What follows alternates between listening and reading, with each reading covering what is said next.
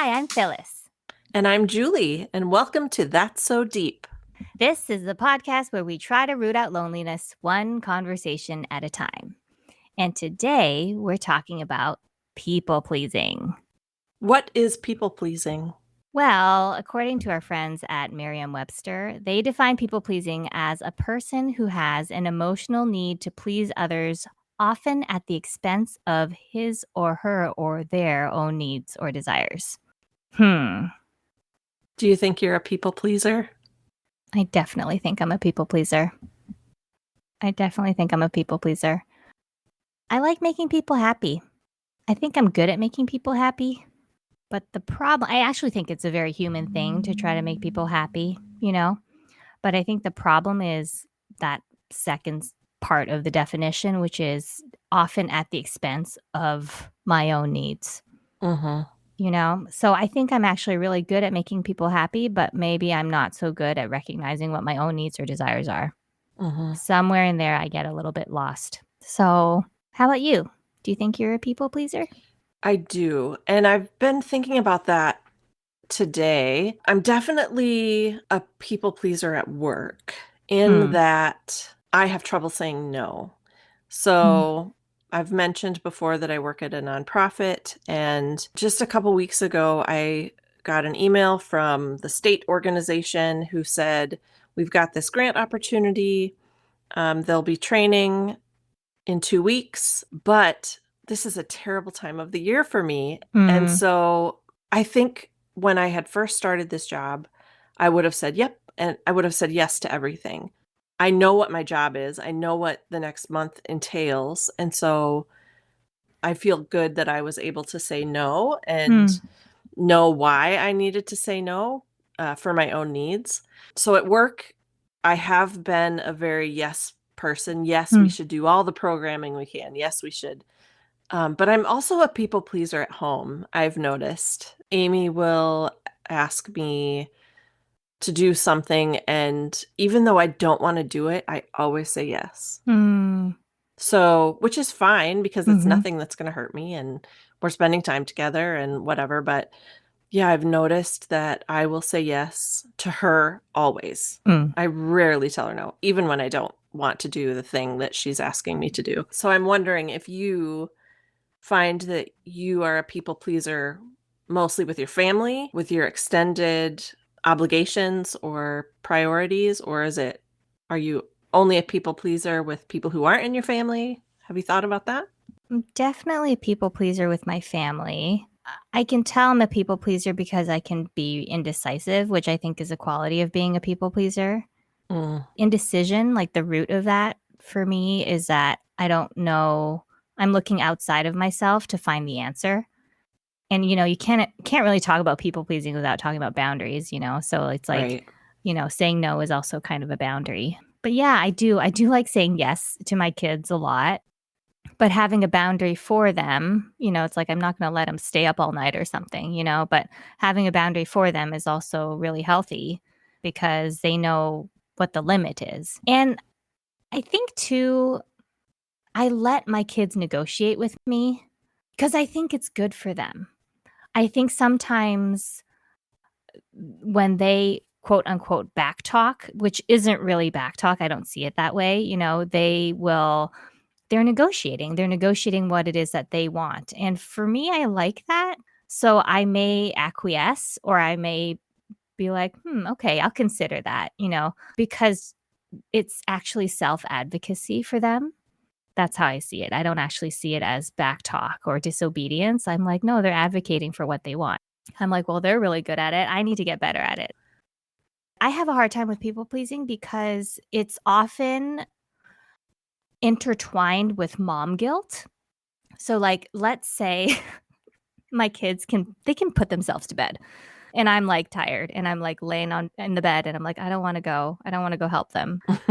But if I don't get up and help them, does that mean that I'm immediately a bad mom? Instead of I'm fostering independence, they can put themselves to bed, And mom wants to, I don't know, play games on my phone right now. Like it's hard to choose vegging out. I think there are a lot of voices that come in my head like, oh, this is, one of the last times. Like they want you now. And like, they may not want you to lay with them in a couple years. You're going to miss that Mm, moment. So I feel like there are a lot of societal voices that come into my head that are like, that prevent me from being like, no, it's okay. One night is fine. I'm tired. I want mhm, to lay here.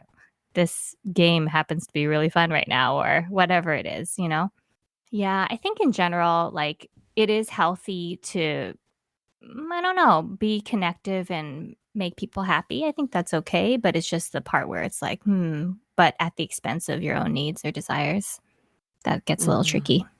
Yeah. I feel like with age, I've become less people pleasing. Yeah. And maybe the pandemic has changed that for me as well, or has helped me put some boundaries up. That's a great point because I think the pandemic has given us the perfect excuse to not attend things that we don't want to attend. And so it's almost clarifying. You're like, oh, I don't want to go to that birthday party.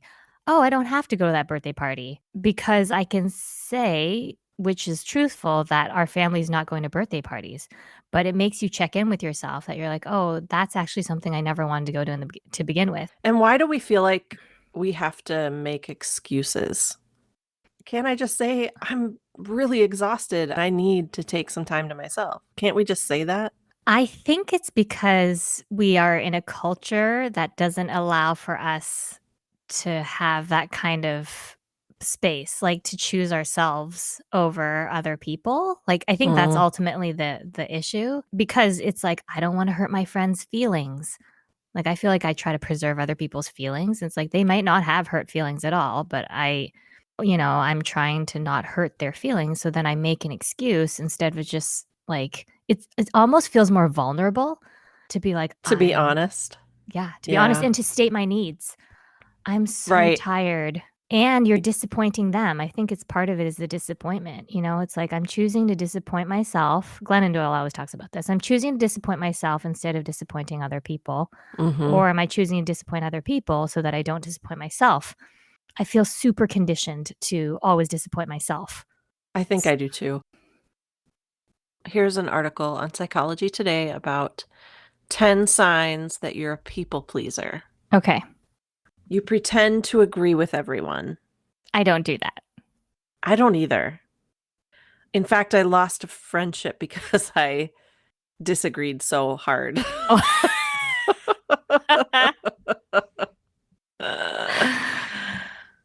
Yeah, I didn't sit with her in her moment, I mm. just tried to make her see. I play devil's advocate kind of a lot, and then that friendship is over. Julie. Someone put up a boundary, blocked me out. Oh, that's all right. Yeah. The next one is you feel responsible for how other people feel. Mm. I do that. I feel responsible for how people feel. It's hard though with kids. Yeah, I don't feel responsible all the time, but I do. I guess I take my part. Like if we're having a conversation, and it's like I said something, it's like, well, ugh, I made you feel a certain way. I don't take full responsibility for how people feel though, because they still have a part to play, in the relationship. So maybe I feel responsible for my part. I don't know. I think it's okay to feel responsible for your part in a conversation or a relationship. This says thinking you have the power to make someone happy is a problem.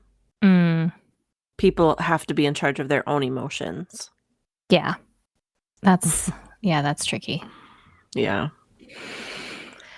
Another one is you apologize often. I don't think I apologize that much. Do you? I don't know. I might. I think it's a Midwest thing. Oh. I think saying you're sorry, you bump into somebody sorry Mm, instead of excuse me, you say I'm sorry. I don't know. I think it's a Midwest thing. It's an over polite thing to mm, apologize all the time. mm. I like Kristen Bell talks about saying thank you instead of I'm sorry. She'll say, instead of I'm sorry I'm late, she'll say thank you for waiting. Oh, that's good. I think that it bothers me when people just start a sentence randomly with, I'm sorry, or Mm, they feel like they need to apologize for whatever it is they're about to say, but it's a little bit self-protective. Like, yeah. I'm sorry, this might be a dumb question, but blah, blah, blah. That's like, oh no, just ask the question, you know? Hmm. What's the next one? You feel burdened by the things you have to do. Doesn't everybody? I know. How is that a Hello. sign that That's I'm a like being people life. pleaser? Like, Meh. Whoever wrote all that right. one. All right. Next. So it says you're in charge of how you spend your time, but if you're a people pleaser, there's a good chance your schedule is filled up with activities you think other people want you to do. Hmm, I have a problem with this one Okay. because, like, do I want to drive my kids to gymnastics every day? And, like, do I want to be a chauffeur? Not really, you know, but will I? Yeah, I will. Am I burdened up by it? Kind of. It's sort of at an inconvenient time. I also need to make dinner. Do I want to make dinner? No, not really. Did I decide to have children? Yes, I did. Like, you know what I And the cycle continues mean? tomorrow. Right. So I'm like, I always have to do the things. Or if you're at a job and you have to do stuff that you don't want Yeah. to do, Yes. like, don't you have a million things that you don't want to do that you have to do? Yes. That's fun. Yes. Okay, what's the next All one? right. You can't say no ever. You can't say no. I can say no. No.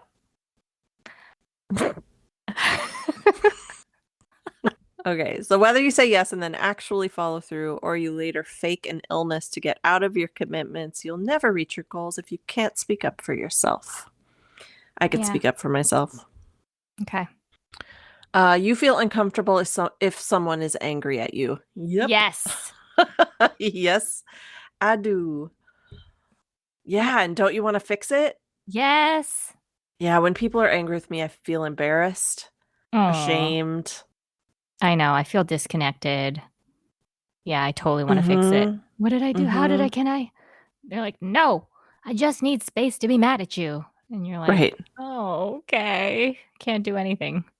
Yeah, is that going to last forever or can we fix this? Can we still be friends? Yeah. Oh, All right. The next one is you act like the people around you. I do that.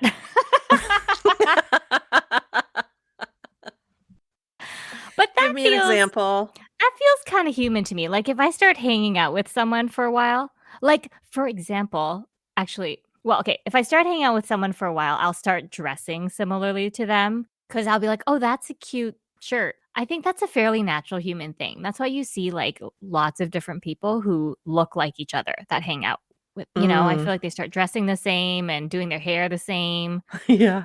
Um, but I was gonna say, I think you picked up my laugh from I Hawaii. totally was going to say I did. I totally picked up your laugh.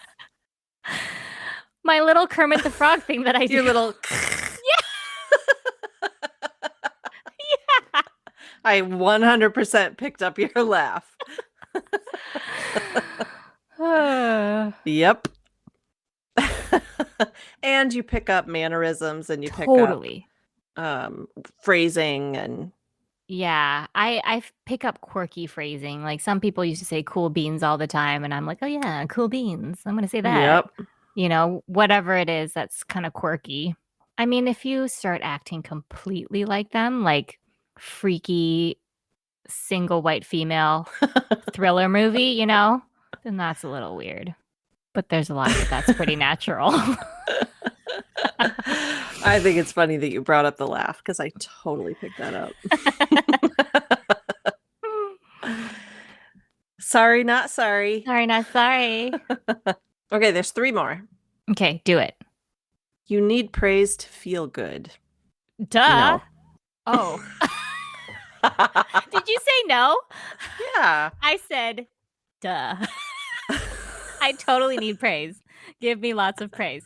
But for me, that has to do To with like, feel good, oh, you need praise to feel good. Can't you feel good on your own?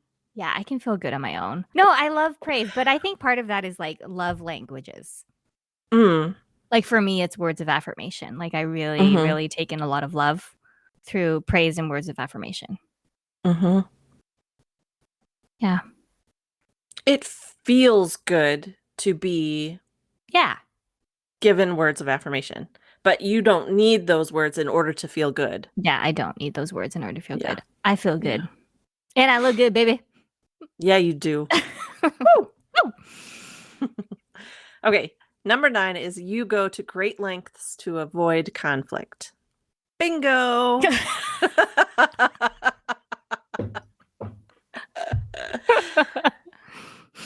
Do not like conflict. Ugh. Yeah. I don't like conflict either. I can't avoid conflict with my family, with my children, with my husband. I don't avoid conflict with my husband or my children. But with other people, I might. But I care about my kids and husband the most. So I do conflict with them because we have to be right.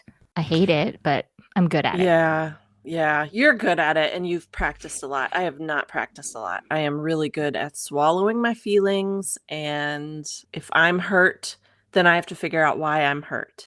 What have I done to make me react this way? Hmm. Yep. And so I try to reframe it myself. Oh, And you like, do that. yeah. Yep. Oh. So you do a little dance like in your In my mind. head. Mm-hmm. Mm-hmm. So you go, why am I reacting this way? Instead of saying, well, that person did this. And so that is what made me react that way. Yeah. Hmm. I mean, I also do the like, why did this make me react that way? But I bring it Mm-hmm. back to the person. I think I give lots of people the benefit of the doubt. I don't know. I need an example. Let's see. They talked like this to me because they're having a bad day. Hmm. And so why am I feeling hurt because they're having a bad day? Oh, That yeah. kind of a thing. Yeah. But I stew about it for a long time. So obviously it's hurting me, right? Hmm. Obviously I'm like processing, Right. instead of let's talk about this moment, Right. work it out, and then I can stop thinking about it. I turn it a lot into my own reactions instead of whatever is happening. Which takes us to number 10. You Yes. don't admit when your feelings are hurt. Ooh. Yeah, denying when you're angry, sad, embarrassed, or disappointed. Even when you're emotionally wounded, it keeps a relationship superficial. Mm. Now, I'm a crier, so you may know that about me, Phyllis. I'm a crier. Yeah. So when I'm angry or sad or embarrassed or disappointed, I cry. So Mm-hmm. I can emote, but Mm. I don't always like to talk about it when I'm emoting. Yeah. I want to just emote and be left alone. And I may or may not want to talk about it later when I feel better, when I'm Mm. not crying. Mm. And so I think the not wanting to talk about while you emote, I think that's fairly consistent with being an introvert. Mm. You want to get your own arms around the feelings first, Mm-hmm. and like let me hold these feelings. These are big ones, they're raw, they're very personal. I don't want anybody to touch them right now. But then the possibly not talking about them later. Why is that?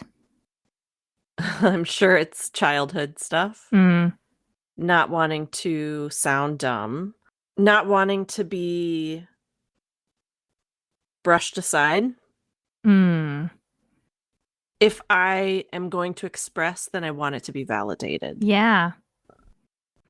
I mean, if there was a safe place for you to emote and express those feelings after you've gotten your own arms around them, Mm-hmm. then maybe you would talk about them. Yeah. Because then if somebody were there to validate those feelings and be like, yeah, that totally made sense, Yeah. of course you would feel that way. Yeah. Then maybe you would talk about them.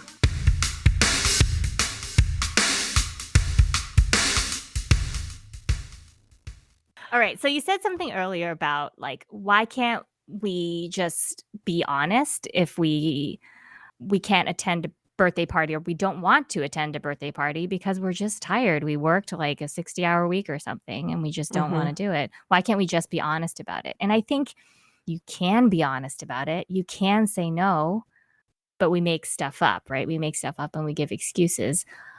So if you are honest, then you get consequences. So you can. But just However, understand you're going to have, there may be consequences. there may be consequences, and the Sure. consequences may be your friend being like, oh, well, I guess my, 45th birthday isn't important to her, Yeah. or it's been such a long pandemic and this is the first time I've gotten to celebrate. And apparently it's not important enough Mm. for so and so, So I think people get that way, Yeah. And so that's the consequence, I think. So maybe you don't pay the consequence, but somebody else might. Yeah, Mm-hmm. they might see it a different way. Sure. But I don't know. That's why I think we need to have deeper conversations because then your friend, I've like made up this entire scenario now, Yeah, that's great. but then your friend could come to you and be like, hey, that birthday was really important to me and it kind of bummed me out that you didn't come. And then you could be like, I really wanted to show up for you, but I was just so tired. I didn't feel like I could be the best version of myself. Can I take you out to coffee, just you and me? Right. I Right? was just going to say, maybe, I mean, it depends on the situation, right? Yeah. So if it's one of your best friends and it's their birthday and you know what it means to them, Right. then you can say, I'm not comfortable being around a ton of people, but I really want to celebrate your birthday, so let's That's go right. have coffee. Let's do something just you and me. I know. A lot Yeah. of this is just about communication, Yeah. conversation, right? Being able to be Yeah. honest. Like if we could just do that. Because a lot of that is just seeing the other person, being like, Mm-hmm. I see you. I see you. I see this birthday being important to you. I can't do that right now. Maybe I have a sick person that I'm trying to protect who's immunocompromised, and I can't do that for you right now, but I want to, and I love you, Mm-hmm. Yeah. We just got to get better at communicating. So, a slightly different subject. I want to talk about this concept of a false choice and how it's affected me as a people pleaser.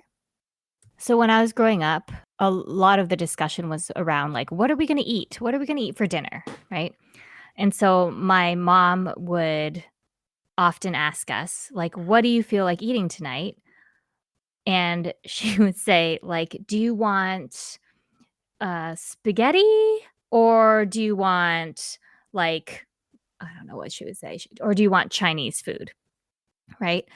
And, but the way she would pose it would always give away what she wanted. So I could tell what my mom wanted. So the test would be I could tell just from how she was asking. I'm like, she totally wants the spaghetti, right? She wants Italian food tonight. But then I would say, oh, I want Chinese food. And then she would be like, oh, you do? Well, we already had Chinese food 2 nights ago. And then she'd start making the case for the other side. And so then we would say, oh, well, then we want spaghetti. We want Spaghetti. Italian food. And so I have a shortcut for that, which is where I say, like, do you want dry hamburger or do you want refreshing sushi? I kind of joke around like that's how she would present a choice. And so you would be a fool to choose dry hamburger. So we would always say, oh, we want refreshing sushi. And so I think what this taught me was to do whatever my mom wanted, to like, oh, just pick the thing that my mom wants instead of picking the thing that I actually want, because it was presented as a false choice. It would have been way better if she had just said, I feel like sushi tonight. Don't make us affirm the choice that you're choosing, but Yeah. actually present it as like, do you want sushi tonight or do you want hamburger tonight? I'm okay with both. You make the Yeah. decision. Right. But because it was presented as a false choice, I just learned to please my mom. Mm-hmm. So I heard of a parent doing something like that, which I thought was brilliant.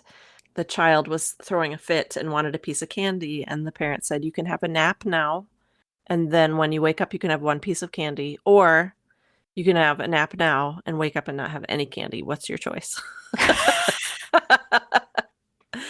Well, the nap was you're going to get a nap Yeah. one way or another. Yeah. Whether there's candy on the end or not is up to you. That's And I thought, brilliant. that's really brilliant. Oh my God. In college, I read this book called The Drama of the Gifted Child.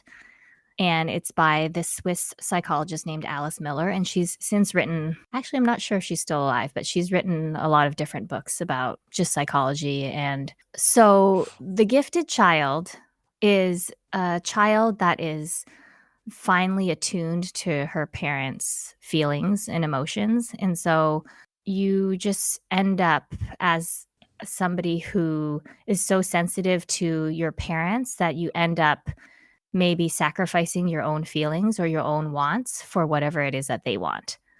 And so I remember reading this book and being like, oh my God, I'm like, I am the gifted child. I was just really struck by like how much I resonated with the book. And, there's some cultural stuff there too, because my parents, I don't know, I feel like they were kind of typical Chinese parents who wanted to enroll me in everything. Like I did piano and ice skating and ballet and soccer and like everything under the sun I tried and did, and then they also were really into me being a high achiever. They also really wanted me, and they wouldn't say it in these words, but they really wanted me to assimilate into the predominantly white Canadian culture. And so a lot of the times I felt like I was doing my best to fit in to the culture, and I was doing whatever my parents wanted me to do because I believed whatever they said. They're my parents, so it's like they think that I should enroll in all these things. I should do piano. I should be a high achiever. I need to get good grades. I need to go to college. I need to, like all of that stuff. So I'm like, well, they want what's best for me. So I'll just do whatever they say.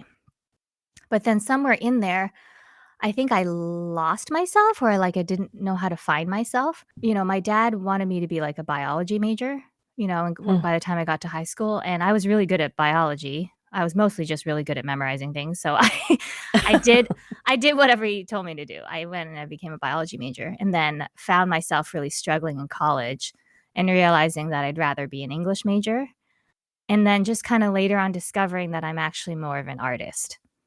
So it took me a really long time. Like it took me 25 years to figure out. I'm like, I've always been an artist. I've always been somebody who likes to rhyme and likes to perform, likes to draw.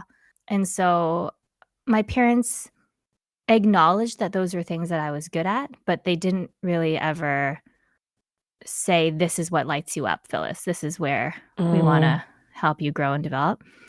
And so I think where people pleasing and boundaries come in is just I was so intent on pleasing them, so ready to set myself aside that I allowed that to shape who I am. And so I think to this day, I still have a hard time figuring out, like, what do I want? What do I need? And I think doing this podcast, I'm like, holy cow, you can feel this way about something?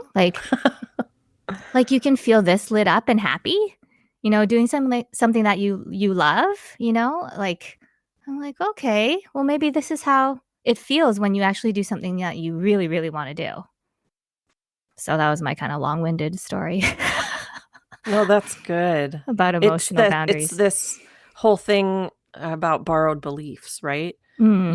You're raised by people and they have expectations of you as they're raising you.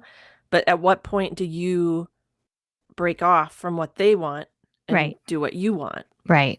Yeah, it's really interesting. I remember being in Hawaii and, well, I mean, I was a teacher for a few years and I come from a family of teachers. And the first time that I broke off probably is when I decided I don't want to be a teacher anymore. Oh. I had been teaching. I went to school, I got a degree in education, and I didn't want to be a teacher anymore. And so I just up and moved to Hawaii. And I think that was really tough for my parents. I remember getting a call from my dad, who doesn't call often. So when he does, then it's something serious. Yeah. And so he said, "What are your serious plans?" And I said, "I'm seriously moving to Hawaii." So snotty, right? But then, once I was there and I got a job, I think, and they came to visit, and then everything sort of settled down, right? Hmm. And maybe they just said, "Well, there's nothing we can do. She's there, so she's gonna do what she's gonna do." Then I decided maybe I wanted to go get a master's degree. I was working at the University of Hawaii, and so I thought, well, this is an opportunity to get some education. Hmm. It's cheaper when you're working there to take classes. So I started working toward a Master of Music degree, and I got to the point where it was about time for me to start, and I was like, "What am I doing? Hmm. Why am I doing this? Why do I want a Master of Music? What am I gonna do with it? Teach? I already know I don't wanna teach." Right. So I completely shifted gears and went to massage school. Oh. And I remember making the call to my mom and crying and being like, "I'm gonna disappoint them. They were so excited. I'm gonna get a master's degree. And now I'm saying, nope, I'm gonna do massage therapy instead." And I was so scared to tell them. But massage was something I always wanted to do. I mean, it Hmm. was always kind of on the back burner, something I was curious about and interested in.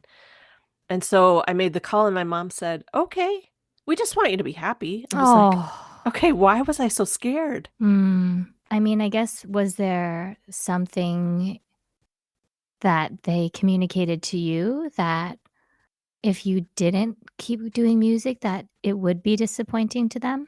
No, I don't think so. It's all my own self-esteem and Oh. insecurities. Hmm.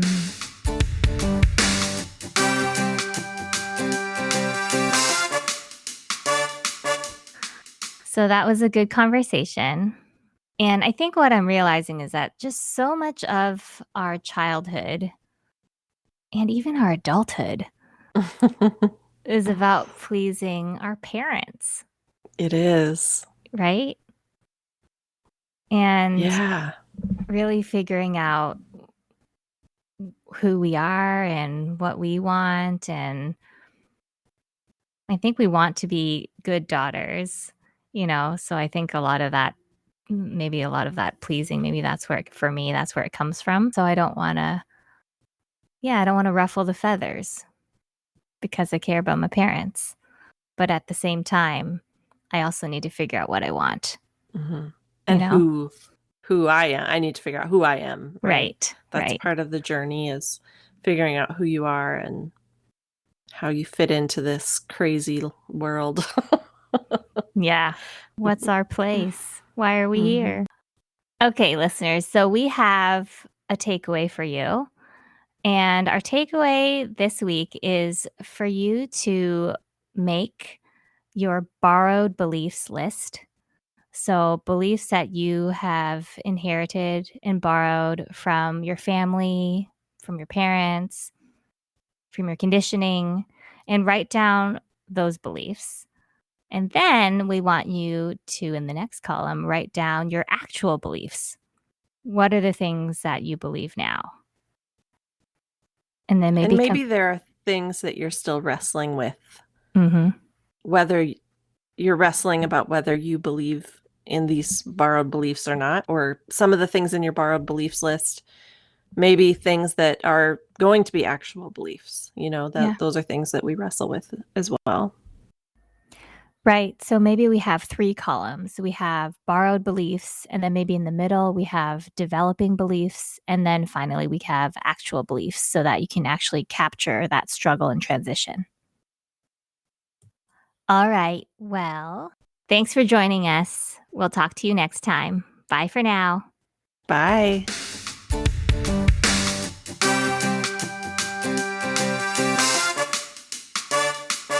So, one last thing before we go. If you liked this podcast, let us know by giving us a like. Or if you think that our podcast could help somebody or could add value to their life, then give us a share. And if you don't want to miss an episode, click the bell so that you can be notified right away when the next episode releases. We love you and we can't wait for our next deep conversation. Bye for now.